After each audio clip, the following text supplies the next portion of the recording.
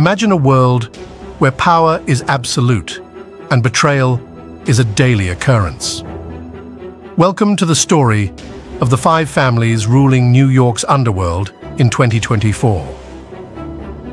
In the gritty streets of New York City, 5 mafia families have left an indelible mark, controlling various illicit activities from gambling to drug trafficking, shaping the criminal underworld for decades. While their power has declined since the 1970s, these 5 families still operate, albeit with less dominance. Join us as we delve into the shadowy world of organized crime and explore the current state of these infamous criminal organizations. The FBI, NYPD, and other agencies have zeroed in on reputed members and associates of the Colombo crime family, from the gritty streets of Brooklyn to the suburban landscapes of Long Island. The Mafia families have left an indelible mark on New York City, controlling various illicit activities from gambling to drug trafficking, shaping the criminal underworld for decades. While the power of the Mafia has declined since the 1970s, the 5 families still operate, albeit with less dominance. Here are the 5 Mafia families ruling New York in 2024. Number 1. The Bonanno family. Founded in the 1890s, the Bonanno family has been at the center of organized crime in New York City. The Bonanno crime family traces its roots back to the town of Castellammare del Golfo in Sicily. The Bonanno family story begins in the late 19th century, a time when waves of Italian immigrants arrived on the shores of America in search of a better life. Among them was a young man named Salvatore Bonanno, who would go on to lay the foundation for a criminal empire that would span generations. In the 1890s, Salvatore Bonanno moved his family to New York City and began establishing dominance and control in the Castellammare community of Williamsburg, Brooklyn. While operating in Brooklyn, the Castellammare leaders were able to secure the criminal organization's future. Salvatore wasted no time in making a name for himself, establishing connections with other like-minded individuals who shared his desire for wealth and influence. Together, they formed the early roots of what would later become the Bonanno crime family. In the early years, the Bonanno family engaged in a wide range of criminal activities, from petty theft and extortion to illegal gambling and bootlegging during the Prohibition era. However, it was Joseph Bonanno, the son of Salvatore Bonanno, who would elevate the family to new heights of power. The family's rise to power was not without its challenges. In the 1930s, the Bonanno family found itself embroiled in a brutal internal conflict known as the Castellammare War. This brutal conflict erupted within the family as they vied for control and dominance. In the 1930s, a brutal conflict known as the Castellammare War erupted between 2 powerful factions within the Italian-American Mafia. On one side was the Sicilian-born Salvatore Maranzano, who sought to establish himself as the undisputed leader of the Mafia in the United States. On the other side was the charismatic and ambitious Joe Masseria, who had already established a strong presence in New York City. The conflict between Maranzano and Masseria came to a head in the early 1930s when Maranzano orchestrated a series of assassinations targeting Masseria's top lieutenants. This move weakened Masseria's power base and allowed Maranzano to position himself as the new boss. However, Maranzano's reign was short-lived. Sensing a threat to his own power, Lucky Luciano, a rising star within the Mafia, orchestrated a daring plan to eliminate Maranzano and consolidate power under a new leadership structure. In September 1931, Luciano and his allies lured Maranzano to a meeting under the pretense of discussing a truce. Once there, Maranzano was brutally murdered, effectively ending the Castellamarese War. With Maranzano out of the picture, Luciano and his allies established a new leadership structure for the Mafia. The power structure known as the Commission was established, consisting of the heads of the major Mafia families. This new system aimed to prevent future conflicts and promote cooperation among the families. The end of the Castellamarese War marked the beginning of a new era for the Italian-American Mafia, known as the Bonanno era. Under the leadership of Joseph Bonanno, the Bonanno crime family rose to prominence and became one of the most powerful and influential Mafia families in New York City. During the Bonanno era, the family engaged in various criminal activities, including racketeering, loan sharking, money laundering, murder, drug trafficking, extortion, and illegal gambling. Their territories expanded beyond New York City, with strongholds in New Jersey, South Florida, Arizona, Las Vegas, and Northern California. Joseph Bonanno became one of the most influential Mafia bosses in the country, commanding respect and fear from his rivals. Under his leadership, the Bonanno family expanded its criminal empire, engaging in activities such as racketeering, loan sharking, money laundering, murder, drug trafficking, extortion, and illegal gambling. In the early 1960s, Joseph Bonanno made an audacious attempt to overthrow several leaders of the Commission, yet his efforts ended in failure. Subsequently, Bonanno vanished from 1964 to 1966, setting off a turbulent intra-family conflict widely known as the Bonanno War. This internal strife persisted until 1968, when Bonanno, having weathered the storm, decided to retire to Arizona. In the 1970s, the family faced a new threat: infiltration by an undercover FBI agent named Joseph Pistone, also known as Donnie Brasco. Pistone, posing as a jewel thief, managed to infiltrate the Bonanno family, gaining their trust and gathering crucial evidence that would ultimately lead to their downfall. The Donnie Brasco operation exposed the inner workings of the Bonanno family, revealing their criminal activities and the identities of key members. The evidence gathered during this operation had far-reaching consequences for the family. In the wake of the Donnie Brasco operation, the Bonanno family faced a devastating blow. They were expelled from the Commission, the governing body of the Mafia, stripping them of their seat at the table of power. This expulsion marked a turning point for the Bonanno family. They were no longer recognized as one of the five families, losing their status and influence within the criminal underworld. Without the protection and support of the Commission, they faced increased scrutiny from law enforcement and rival factions. The Bonanno family struggled to maintain their power and control in the face of mounting challenges, both internal and external. Conflicts and power struggles threatened to tear the Bonanno family apart as rival factions vied for dominance.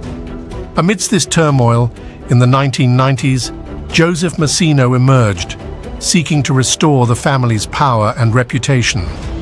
By the dawn of the new millennium, the Bonanno family had not only regained their seat on the Commission, but had also become the most powerful family in New York.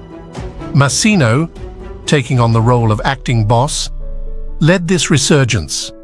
However, in the early 2000s, a series of convictions culminated in Massino becoming a government informant, making him the first boss of one of the five families to do so.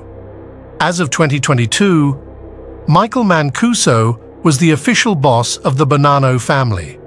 On March 9, 2022, Mancuso was arrested and is under investigation for violating the terms of his supervised release by associating with members of organized crime. Despite these challenges, the Bonanno family remains active and continues to operate in various criminal activities. Number 2. The Genovese family. Also known as the West Side, the Genovese family emerged in the late 19th century, laying the foundation for one of the most powerful and enduring organized crime syndicates in American history. It all began in the 1890s, a time when the city was a melting pot of immigrants seeking a better life. The Genovese crime family surfaced, its roots tracing back to the Morello gang of East Harlem, the city's inaugural Mafia family. In 1892, Sicilian immigrant Giuseppe Morello arrived in the bustling streets of New York from the village of Corleone, Italy. Soon, his half-brothers and the entire clan joined him, forming the formidable 107th Street Mob. As the years went by, the Mafia family transformed into a criminal enterprise. At the helm of this burgeoning enterprise was a man who would become a legend in the underworld, Charles "Lucky" Luciano. Born Salvatore Lucania in Sicily, Luciano arrived in New York as a young boy and quickly became immersed in the world of crime. Luciano's early years were marked by petty theft and street hustling, but it was his intelligence and ambition that set him apart from the rest. He saw the potential for something greater and set out to build an organized and efficient criminal syndicate. Greater, a criminal organization that would dominate the streets of New York. Luciano began assembling a group of like-minded individuals, forming the foundation of what would become the Genovese crime family. The Genovese crime family operated with a level of organization and discipline that was unmatched. They adhered to a strict code of conduct known as omertà, emphasizing loyalty, secrecy, and non-cooperation with law enforcement. During this time, another influential figure emerged within the family: Vito Genovese, a ruthless and cunning mobster. Genovese would later become the namesake of the family. Under his leadership, the Genovese crime family reached new heights of power and influence. With Luciano and Genovese at the helm, the Genovese crime family continued to expand their criminal empire. They adapted to new ways of making money, such as mortgage fraud and illegal gambling through offshore sites. Their wealth and influence grew, solidifying their status as the most powerful mafia family in the United States. Their influence was not limited to the United States alone, as they extended their reach internationally, becoming a dominant force in the global criminal underworld. They had ties with other crime families across the country, allowing them to expand their reach and influence. However, their criminal empire was not without its challenges.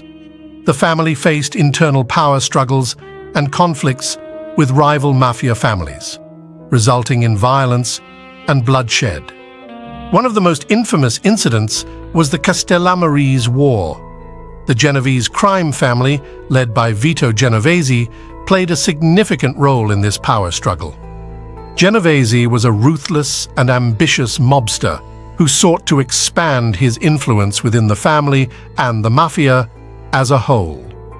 His thirst for power led to a series of violent clashes, leaving a trail of bodies in his wake. In the 1920s, a time of great social change and the era of prohibition, the Genovese crime family saw an opportunity to profit from the illegal liquor trade. They became key players in the bootlegging industry, smuggling and distributing alcohol throughout the city. Led by influential figures such as Frank Costello and Vito Genovese, the family established a vast network of speakeasies, turning prohibition into a lucrative business.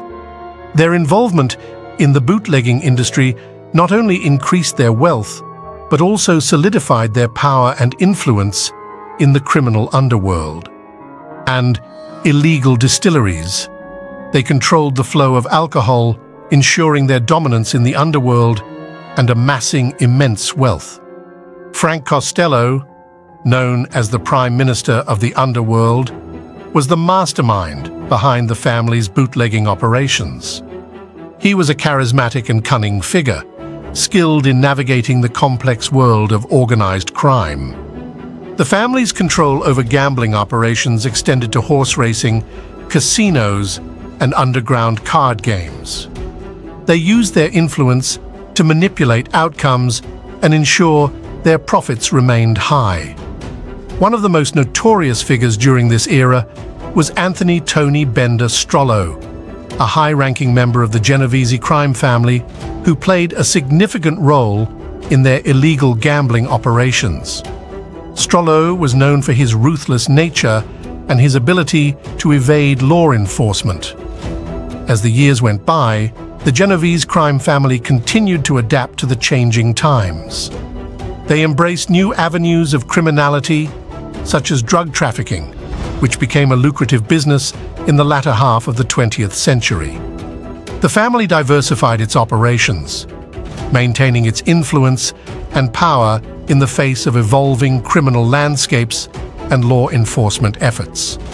The Genovese crime family's involvement in drug trafficking allowed them to amass even greater wealth and power. They controlled the distribution of illegal narcotics, establishing connections with international drug cartels and expanding their criminal empire. The Genovese crime family has also faced its fair share of internal conflicts, including power struggles and rivalries that have plagued their history, often leading to violence and bloodshed. One of the most notorious conflicts within the family was the power struggle between Vincent the Chin Gigante and Anthony Fat Tony Salerno. Gigante, known for his eccentric behavior and feigned mental illness, sought to take control of the family, leading to a violent clash with Salerno and his loyalists. Despite Gigante's death in 2005, the Genovese family remained organized and powerful. They adapted to new challenges and continued to engage in various criminal enterprises. Currently, sources indicate that Liborio Barney Bellomo is the reputed boss of the Genovese crime family. Bellomo, a high-ranking member of the family, has adeptly navigated the treacherous waters of the criminal underworld, maintaining the family's dominance in New York and beyond. The family's steadfast commitment to secrecy and loyalty has enabled them to withstand relentless law enforcement efforts, with few members turning state's evidence, a testament to their dedication to the Code of Omerta. Number 3. The Lucchese family. The Lucchese crime family, a formidable presence among the notorious 5 families reigning over organized crime in New York City, is synonymous with influence and power. The early years of the Lucchese crime family were shaped by the ambition and cunning of its founder, Gaetano Tommy Reina. Born in Corleone, Sicily, Reina immigrated to the United States in the early 1900s, seeking a better life. Little did anyone know that he would go on to establish one of the most notorious crime families in American history. Reina's journey began in the bustling streets of New York City, where he quickly became involved in the criminal underworld. He started small, engaging in petty crimes and establishing connections with other like-minded individuals.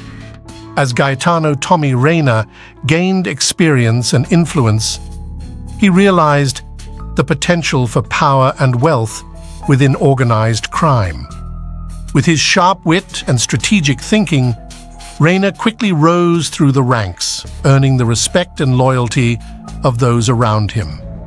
Known for his ability to negotiate deals, settle disputes, and maintain order within his organization, Reina guided the Lucchese crime family to flourish. Under Reina's guidance, the Lucchese crime family expanded their operations beyond bootlegging, venturing into other criminal activities such as racketeering, robbery, and illegal gambling. One of the key industries controlled by the Lucchese family was the garment industry in New York City. Reina recognized the profitability in this sector and used his influence to extort money from garment manufacturers and unions through blackmail, violence, and other coercive methods. The Lucchese family ensured a steady stream of income from the garment district. Tragically, Reina's reign came to an abrupt end in 1930 when he was assassinated by members of his own family who were dissatisfied with his leadership. Following Reina's death, Tommy Galliano emerged as the new boss of the Lucchese crime family. Galliano, a trusted lieutenant of Reina, had the respect and support of the family's members. Under his leadership, the Lucchese family continued to grow and solidify its position in the criminal underworld. Galliano's reign was marked by a period of relative stability and expansion. He maintained the family's control over the garment industry and further diversified their criminal activities. However, Galliano's leadership was cut short when he passed away in 1951. His death marked a transition period for the Lucchese crime family as new leaders emerged to take the reins. One of the most influential figures in the family's history was Tommy Lucchese, a close associate of Galliano. Possessing a strategic mind and a keen understanding of the criminal underworld, Lucchese quickly rose through the ranks. Trusted advisor to Galliano and played a crucial role in expanding the family's operations. Under Lucchese's leadership, the Lucchese crime family reached new heights of power and influence. Lucchese had a stronghold on the garment industry in New York, controlling various crime rackets for the family. His ability to negotiate deals and forge alliances with other crime families solidified the Lucchese family's position as one of the most powerful in the American Mafia. However, the Lucchese family's rise to power was not without its share of challenges. Internal conflicts and rivalries within the organization posed constant threats to their stability. Additionally, law enforcement agencies were constantly on their trail, seeking to dismantle their criminal empire. Despite these challenges, the Lucchese crime family continued to thrive, adapting to changing times and expanding their operations. After the passing of Tommy Lucchese, the Lucchese crime family experienced a period of transition and uncertainty. Carmine Tramunti, a trusted member of the family, briefly took the reins as the boss. However, his time as the leader of the family was short-lived and marked by a major setback. Tramunti's downfall came in the form of a major heroin network that he had been secretly funding. Law enforcement agencies caught wind of the operation and launched an investigation, leading to Tramunti's arrest and subsequent conviction. With Tramunti out of the picture, Anthony Corallo, also known as Tony Ducks, emerged as the new boss of the Lucchese crime family. Corallo was a shrewd and powerful figure, known for his intelligence and ability to navigate the complex world of organized crime. Under his leadership, the Lucchese family continued to thrive, expanding their criminal operations and solidifying their position within the American Mafia. Corallo's influence extended beyond the Lucchese family. He became one of the most powerful members of the Commission, the governing body that oversaw the activities of the five families. Corallo's position within the Commission gave him significant power and influence, allowing him to shape the direction of organized crime in New York City. However, Corallo's reign as the boss of the Lucchese crime family was not without its challenges.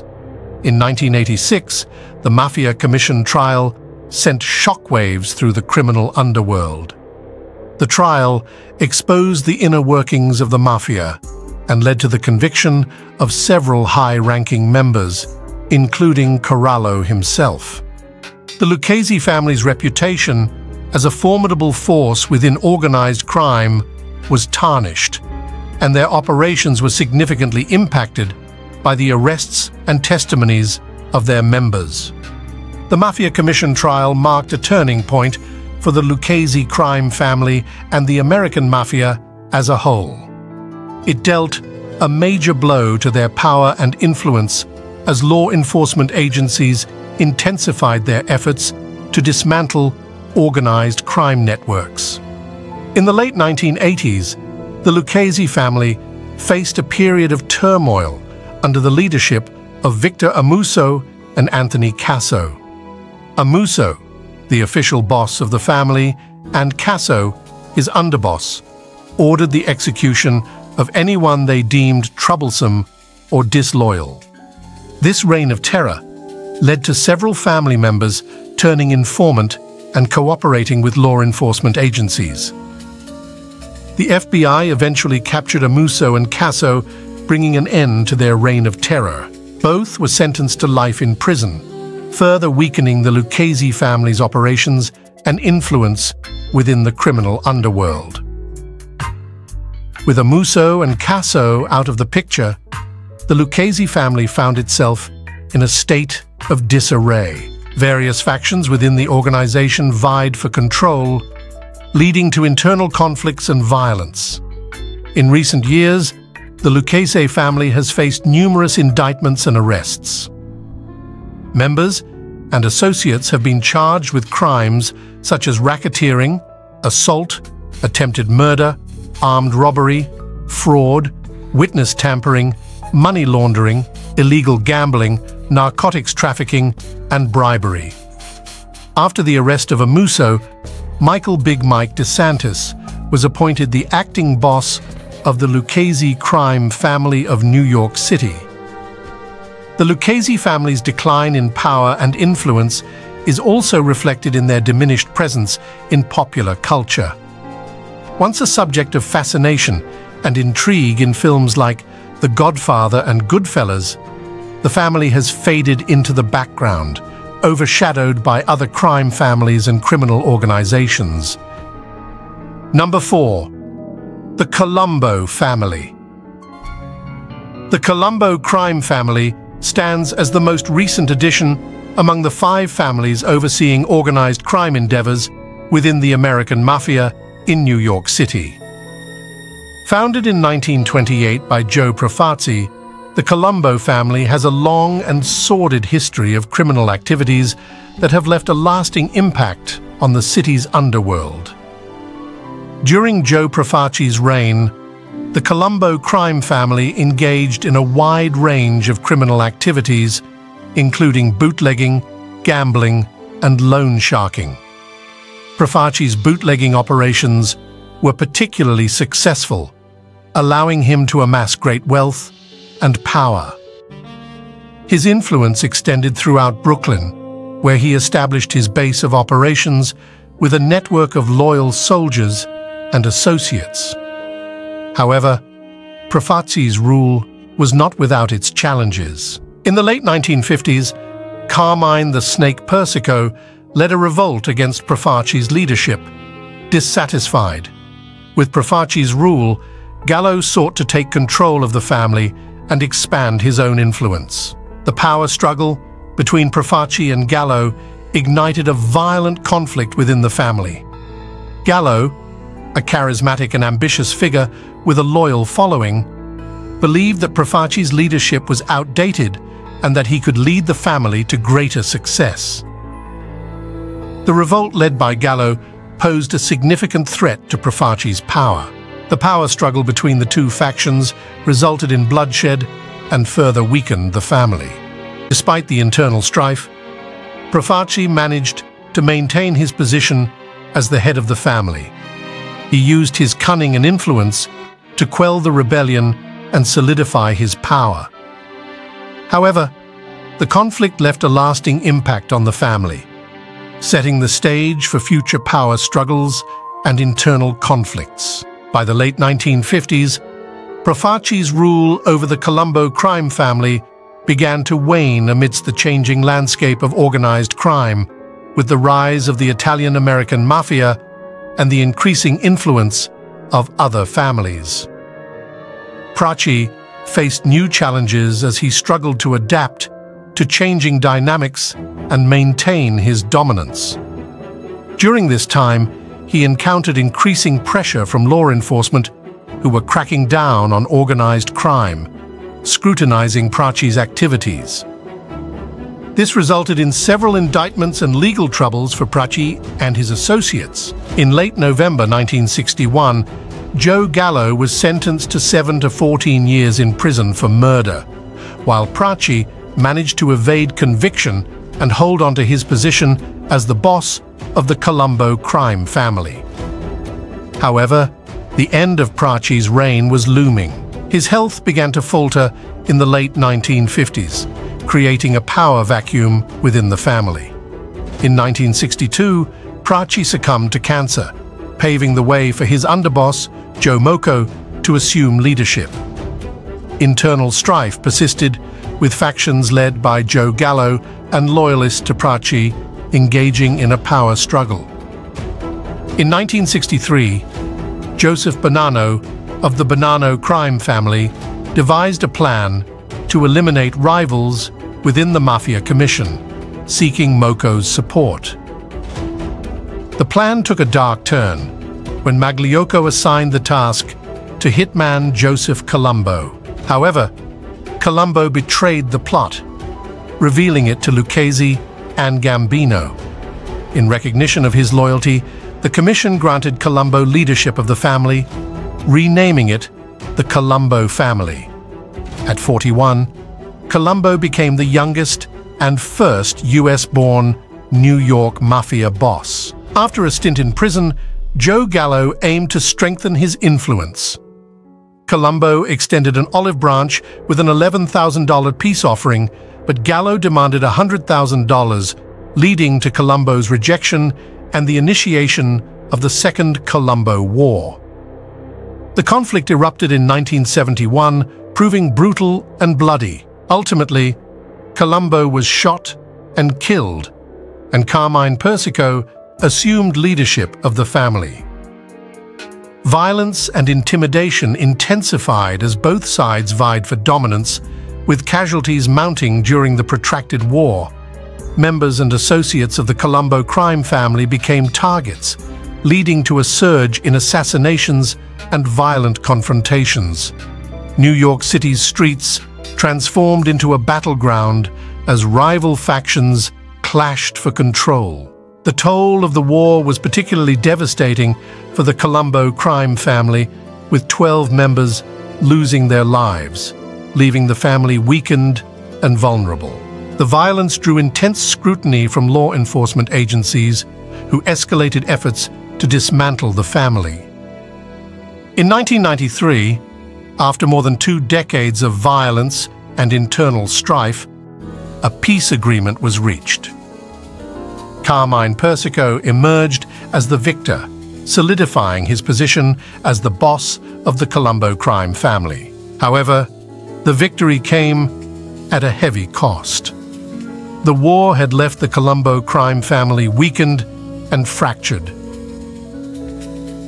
The loss of key members and constant infighting took a toll on the organization, disrupting criminal activities and diminishing their influence in the underworld.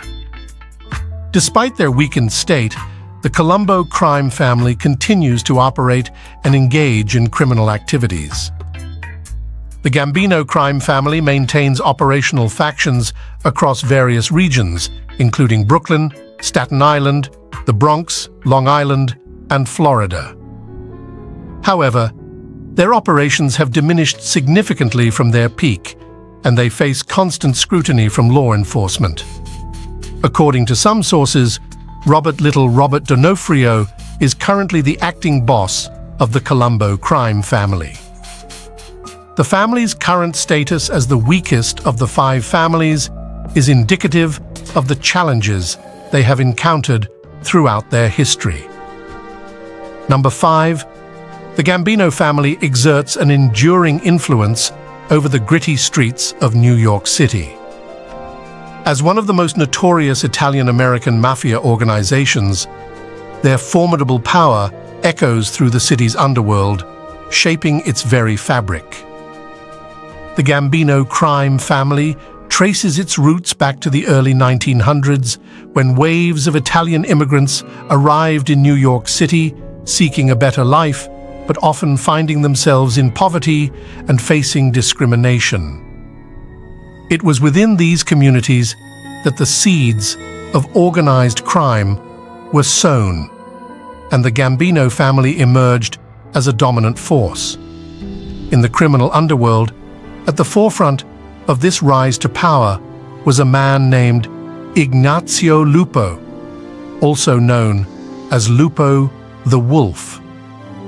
Lupo, a Sicilian-born mobster, arrived in New York City in the late 19th century and swiftly established himself as a formidable figure. He engaged in various criminal activities, including extortion, illegal gambling, and bootlegging. Lupo's influence extended beyond the Italian-American community as he forged alliances with other criminal organizations, including the Irish-American gangs that controlled the waterfront. However, it was Salvatore D'Aquila who laid the foundation for what would eventually become the Gambino crime family. D'Aquila, a charismatic and ruthless mobster, rose to prominence in the early 1900s. He organized various Italian-American criminal groups into a unified force, effectively establishing the first incarnation of the Gambino family. Under D'Aquila's leadership, the family expanded its operations, engaging in activities such as loan sharking, labor racketeering, and illegal gambling. The 1920s marked a turning point for the Gambino family as it became embroiled in the infamous Castellamarese War. Amidst the chaos of this conflict, a young and ambitious mobster named Albert Anastasia began to make a name for himself. Known for his violent and ruthless nature, Anastasia quickly rose through the ranks of the Gambino family, becoming a trusted enforcer first for D'Aquila and later for Masseria, solidifying his position within the organization. The Castellamarese War came to a violent end in 1931 with the assassination of Maranzano, paving the way for a new era of Mafia leadership. It was during this time that Charles Lucky Luciano emerged as a key figure in the criminal underworld. However, the rise of the Gambino family faced a major setback in 1957 when Albert Anastasia was assassinated in a barber shop in New York City. This shocking act of violence reverberated through the criminal underworld and marked the end of an era. With Anastasia's death, a power vacuum emerged, and Carlo Gambino stepped in to fill the void. Known for his quiet and calculating demeanor, Carlo Gambino assumed leadership as the new boss of the family. Under his leadership, the Gambino crime family experienced unprecedented growth and prosperity. Gambino was a master strategist, forging alliances with other criminal organizations and expanding the family's influence far beyond New York City. Their territories extended into Long Island, New Jersey, Western Connecticut, and even as far as Baltimore, South Florida, Tampa, Atlanta, Los Angeles, and Sicily. This extensive network enabled them to engage in a wide range of illegal activities, including racketeering, extortion, fraud, drug trafficking, and prostitution. During this period, the Gambino family formed alliances with other criminal entities, further solidifying their position in the underworld. These partnerships provided the family with additional resources and protection, facilitating the expansion of their criminal enterprises and bolstering their dominance. One of the most notable conflicts during this period was the rise of John Gotti, a charismatic and ambitious capo within the family. Gotti believed that the family had strayed from its traditional values and focused too much on white-collar crimes. He advocated for a more hands-on approach to criminal activities, including the traditional rackets of loan sharking and gambling. Gotti's tensions with the then-boss, Paul Castellano, eventually culminated in a shocking turn of events in 1985. Gotti orchestrated the murder of Castellano outside a steakhouse in Manhattan, sending shockwaves through the criminal underworld. This brazen act of violence solidified Gotti's position as the new boss of the Gambino family and marked a significant shift in its direction. Under Gotti's leadership, the Gambino family became even more notorious. His flamboyant lifestyle and ability to evade law enforcement earned him the nickname the Teflon Don. However, Gotti's reign would be short-lived. In 1992, Gotti's underboss, Salvatore Sammy, the Bull Gravano, cooperated with the FBI and testified against him. Gotti was subsequently convicted of murder and racketeering, leading to his downfall. Thank you for watching this video on the history of the Gambino crime family. Despite the downfall of John Gotti, the Gambino family has persisted, adapting to challenges and maintaining its structure with bosses, underbosses, and consiglieres overseeing operations. Recent years have seen significant events, including the assassination of Frank Carli in 2019, which led to a period of transition within the family. Domenico Cefalu assumed the role of acting boss, illustrating the fluidity of leadership within the organization. If you enjoyed this video, please like, subscribe, and click the bell icon to receive notifications for more content like this. You can also click on one of the boxes on your screen to watch related videos. Thank you again for watching, and we'll see you next time.